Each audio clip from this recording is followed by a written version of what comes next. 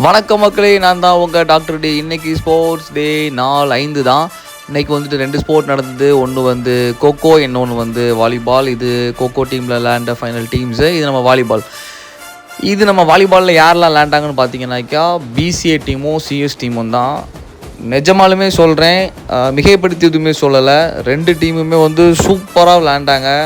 First செட்லாம் வந்து அப்படியே ஈக்குவலாக இவங்களான மாதிரி தான் போச்சுது.